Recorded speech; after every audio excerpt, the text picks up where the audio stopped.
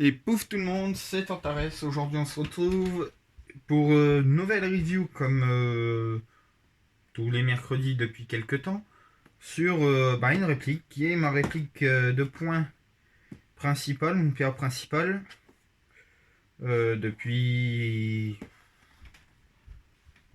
bientôt 2 ans je dirais, parce que j'ai eu peut-être pas loin de 6 mois, 1 an après la vidéo précédente, donc sur le G36. Vidéo précédente, une des vidéos précédentes, donc le G36 que vous avez vu avant. Donc si vous n'avez pas vu la vidéo sur G36, n'hésitez pas à aller voir ça.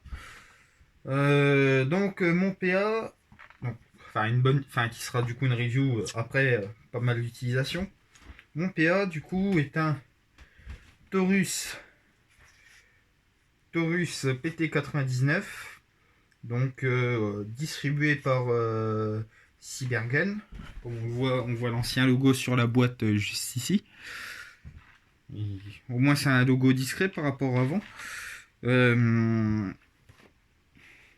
peux plus vous dire par qui il est fabriqué, mais il est distribué, il est fabriqué pour Cybergun. Donc ce Taurus, qui est donc une réplique CO2, donc je suis fervent amateur, fervent amateur, un peu toutes les répliques, mais j'adore les répliques CO2 du fait qu'il est possible de l'utiliser en toutes conditions météo, donc ce qui est très pratique. Donc ce Taurus, nous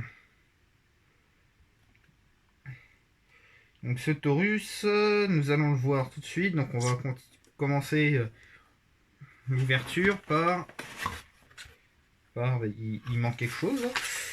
Donc il manque quelque chose. Il n'y a pas de réplique dans la boîte. On a le papier d'habitude. On a la boîte de billes à la con, mais on n'a pas le reste. Bien, on n'a pas le reste, à moins que ça soit là-dedans. J'ai trouvé cette boîte là juste à côté, et effectivement la réplique est dans cette boîte là. Bon, c'est une petite blague un peu mal faite, je l'avoue, mais ça me démangeait, il fallait que je la fasse. Donc voilà, donc la réplique, du coup on va reprendre en prenant par rapport à la mallette, parce que j'ai acheté en pack avec une mallette de transport et de protection. C'est plus pratique de transporter sa réplique là-dedans que là-dedans, hein. Même si c'est bien pratique pour un transport provisoire, mais voilà. Donc cette réplique, je l'ai achetée du coup en pack, donc avec la mallette. Et j'ai des billes qui traînent partout de la dernière partie. Donc là, avec la mallette, du coup la réplique et son chargeur d'origine, et un deuxième chargeur qui était dans le pack, voilà.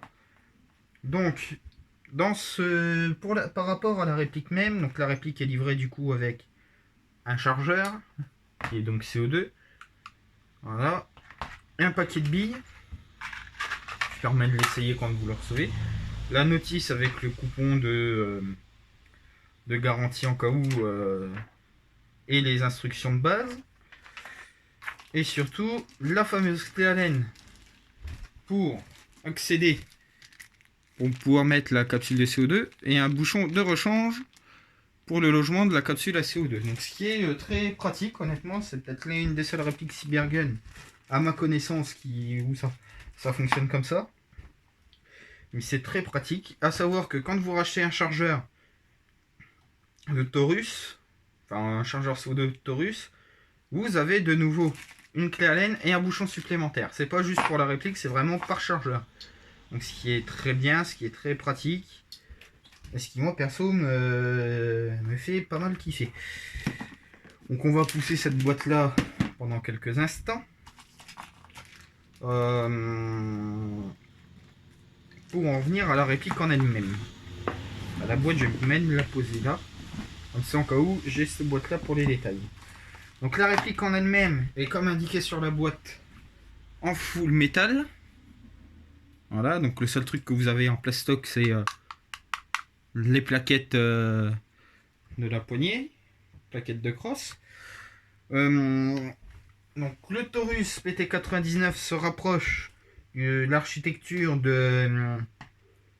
du Beretta 93. Donc ça fait que le sélecteur de tir et la sécurité se situent plus bas par rapport au Beretta M9 et 92 qui se situent sur la culasse. Donc, comme vous l'avez compris, sélecteur de tir comme le 93 dit que vous avez la sûreté et tout en bas, quand vous appuyez tout en bas, le mode automatique. Rassurez-vous, il y a un mode semi qui est juste là. Bon, pour nous, un mode automatique ne servira pas à grand chose. On est un soft. À part finir de vider ses chargeurs et tout ça en fin de partie. Ou pour faire des duels un peu à l'arrache, un peu marrant. Des fois, j'ai déjà essayé, honnêtement, c'est pas mal. Mais c'est déjà pas trop mal. Donc on va regarder d'un peu plus près pour essentiellement les marquages, étant donné que Cybergun détient la licence Taurus. Donc nous avons du coup des marquages officiels. Voilà. Donc avec le marquage Taurus officiel, Miami, Floride. Un numéro de série qui, il me semble, est unique à chaque réplique. Bon. On voit que ça, je l'ai regressé il n'y a pas longtemps. Hein.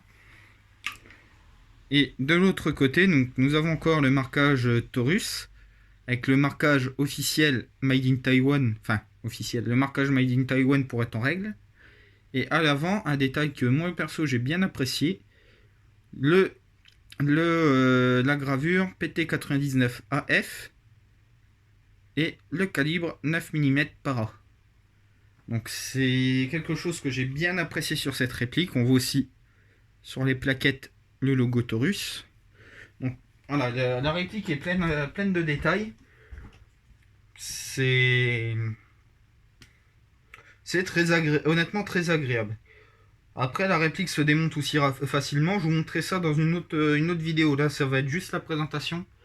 Je ferai une vidéo, je regrouperai peut-être le démontage du G36 et du Taurus, ou juste deux petites vidéos, plus petites, pour pour les deux répliques, pour toutes mes répliques.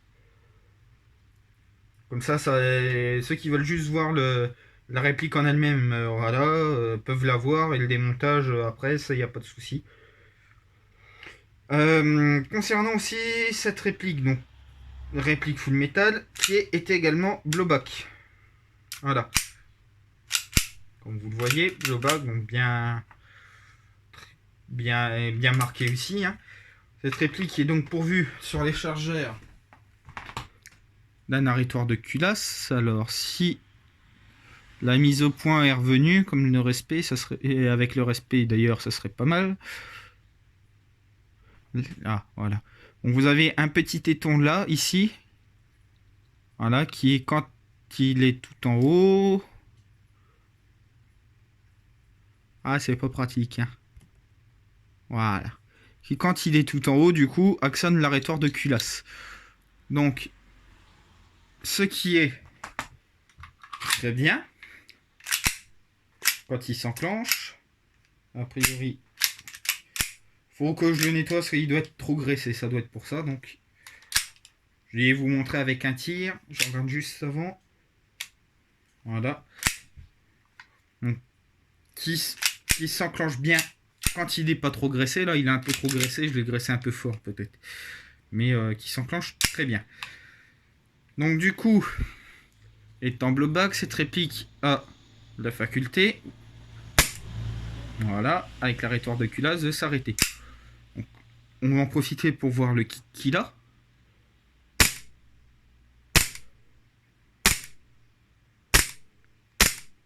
Voilà quoi, il a un très bon kick. Et on va en profiter, si j'arrive à le passer. Voilà, petit inconvénient, c'est que le cran pour le mode automatique est très dur. Et si vous voulez le graisser, après il passe en auto tout seul par moment. J'ai essayé, j'ai dû tout démonter, tout nettoyer. Donc on va voir le mode auto.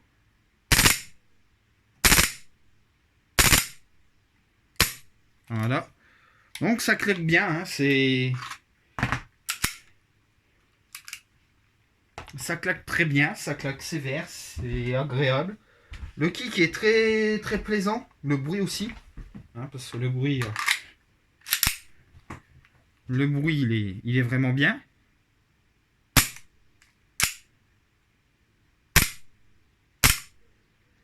Voilà. Il y a un bruit très, très plaisant. Il a un ressenti très plaisant. Bon, étant full métal, il pèse son poids. Hein. Le bébé fait quand même 1,140 kg d'après la boîte. Donc voilà quoi, full métal, il n'y a pas à faire. Hein. C'est l'avantage, on va dire, d'une solidité des fois un peu plus accrue. L'inconvénient d'un poids plus lourd à la ceinture ou à la jambe si vous avez un halster de cuisse ou quoi. Mais après, voilà, la solidité est quand même un peu là quand même.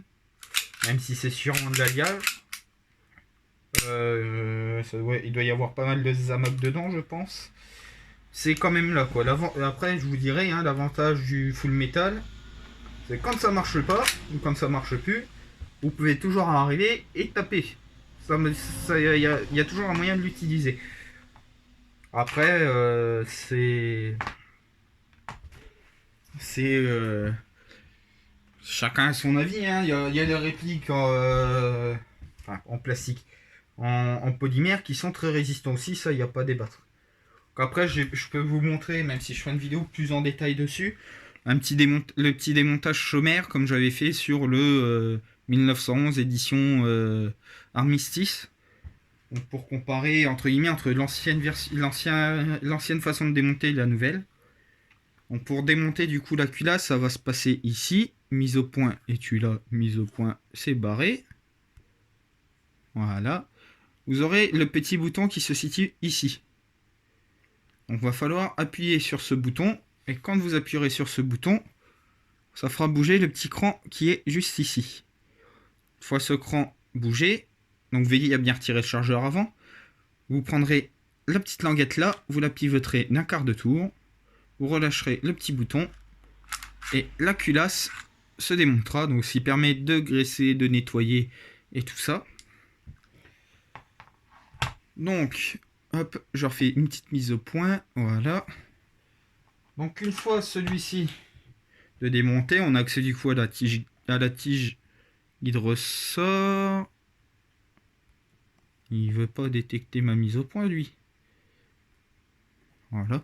Donc à la tige guide ressort, qui est assez chiante à retirer, mais ça c'est parce que je suis pas doué.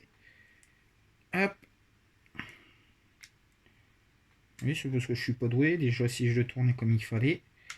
Voilà. Tige guide ressort et au ressort. Et ce qui nous emmènera du coup à pouvoir retirer le canon externe, le bloc canon externe, canon interne et hop-up. Donc le hop-up c'est le hop-up version, sous le nom Cybergun, donc le système BAX. Enfin c'est un hop-up traditionnel. Le côté négatif c'est qu'il faut, voilà, il y a un petit tournevis pour pouvoir le régler. Bon, l'avantage c'est que par contre il aura du mal à se dérégler tout seul, comme c'est pas une molette dans le vide ou quoi. Mais l'inconvénient c'est qu'il va falloir un tournevis pour le démonter. Après je vous démontrerai tout le bloc, je ferai une vidéo spéciale où j'essaierai de tout démonter pour vous montrer. Donc c'est surtout pour vous montrer, parce que je vous expliquerai après, j'ai dû faire une modification au niveau du bloc du bloc nozzle et tout ça. Donc après pour le remonter, hein, c'est comme beaucoup d'autres voilà, beaucoup d'autres répliques type M9 et compagnie. Hop, on recale bien ça. On recale la tige guide ressort. Attention à ne pas la satelliser ou l'envoyer dans votre tronche. Perso, j'ai essayé les deux, c'est pas agréable. J'ai satellisé et j'ai pris dans la tronche. Voilà. Hop, on tourne pour pas que ça bouge. Le temps de remettre la culasse. Après, on reglisse bien. Attention à vraiment bien glisser. Faut pas que ça force normalement. Et là, ça force, donc ça veut pas. Si je tenais dans l'autre sens, ça irait peut-être mieux.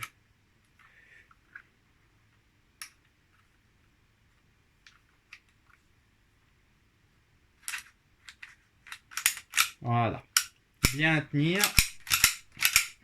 J'essaye toujours de mettre quelques coups de culasse en cas où pour vérifier si c'est bien mis. Et notre réplique est remontée. Donc voilà, donc on va s'arrêter là pour la vidéo. Je vous ferai une vidéo démontage intégral pour vous montrer la modification que j'ai fait.